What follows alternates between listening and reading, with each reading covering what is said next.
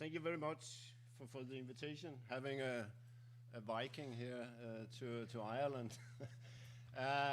As Hannah said, we are having this project with FEPS, CDPR and ECLM, trying to describe ways of increasing employment, increasing growth, and we are looking at the more shorter run side.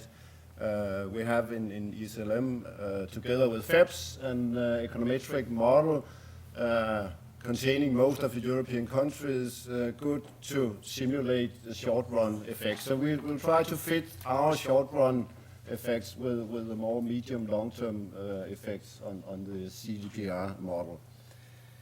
Just to say a little of where we start, because the reason why I've taken this, of course, you know the figures, but it is important to see that, in fact, we have stabilization in unemployment in 2010, and after that, we have it has increased 2%.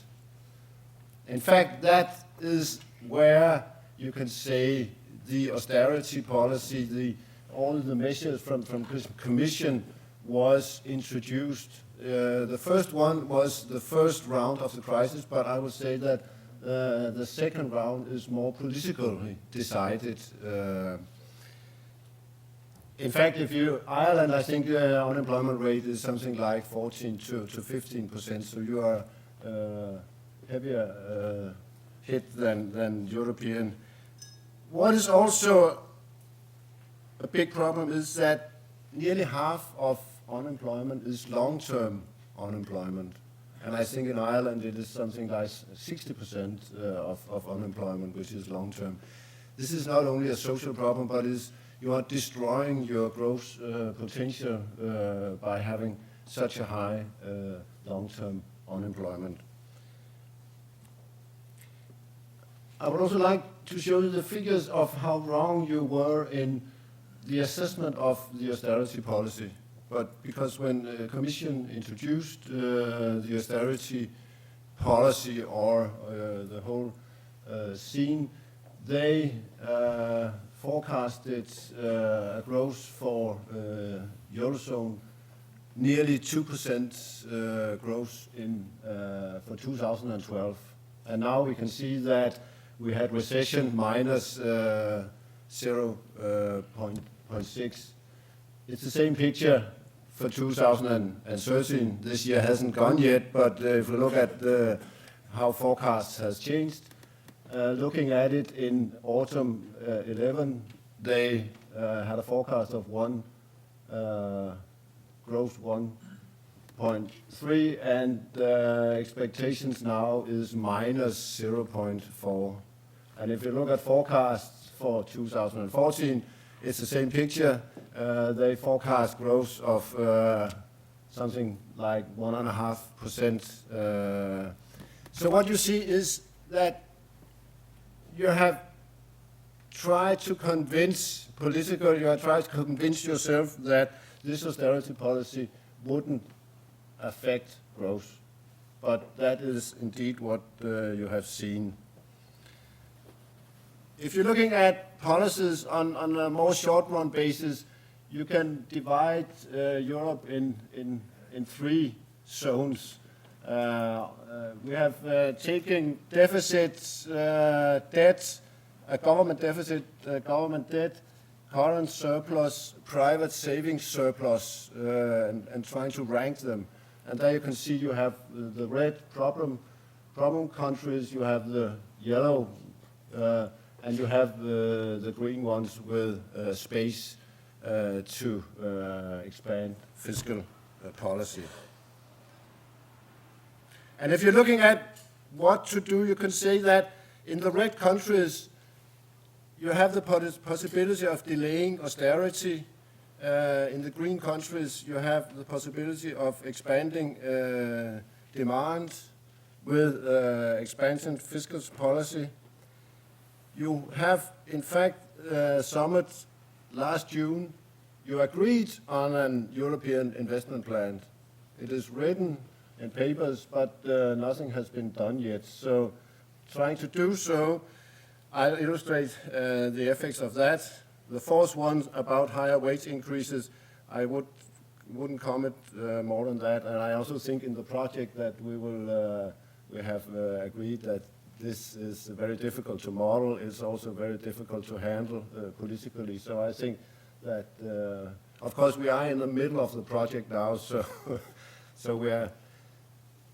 And if we look at the minister also talked about where to get resources for investments. I've here mentioned three. The tax evasion, it was also mentioned by Ernst.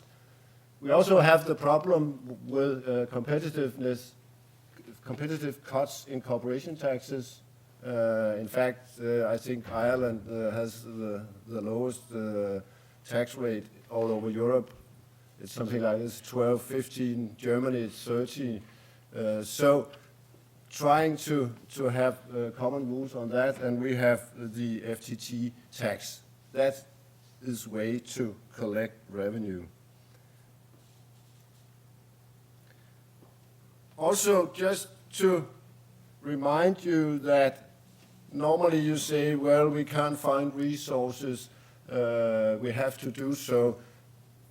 It is strange that in periods where we need investments, what we see is that public investment is declining. In fact, it has fallen by 1% of GDP. And 1% of GDP, that is a big growth package. But instead of increasing it by 1% of GDP, it has been decreased by 1% of GDP.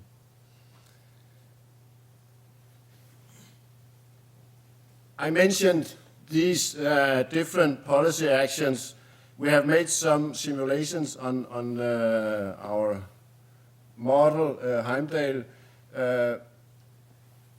I don't think I will go in any details, but in fact, Commission has done something here. This scenario, it is the delayed consolidation for France, for Spain, and for Poland. It is illustrated here, and what you can see that we can save something like, in 2015, something like 800,000 jobs on a European level. Taking the example of increased investment in the green countries, which means Germany, especially Germany, Netherlands, the Scandinavian countries. If we increase investments there by 0.5% of GDP in next year and another 0.5% in 2015, it can, on a European level, create something like 1.2 billion jobs and an increase in GDP of 0.6%. So, of course, in one sense you can say, well, that's small figures, but adding these elements together, of course, can create higher growth. Taking the European Investment Plan, we, together with FEPS, Stephanie Jones from Columbia University and Matthias Kollatz, former Vice President for European Investment Bank. Last year we made, trying to build this investment package, try to make simulations of it. And as you can see, on a European level, we are talking about something like 1 million new jobs. And if we look at the possibilities of creating new revenue and investing this in new jobs, as we are talking about full financed investment, we, just to see the impulse, we are talking about 0.5% of GDP in 14, increasing to 1% of GDP in 2015. And as you can see, this element will contribute with something like 1.5 million jobs. Yeah, of course, we are in the middle of this project. We have trying to illustrate what the effects of these investment plans can be. The last thing I wanted to say is that I also think besides these investment plans, you also, for a center-left, you should try to reformulate the word structural policy, because structural policy, it is in fact used as deregulation.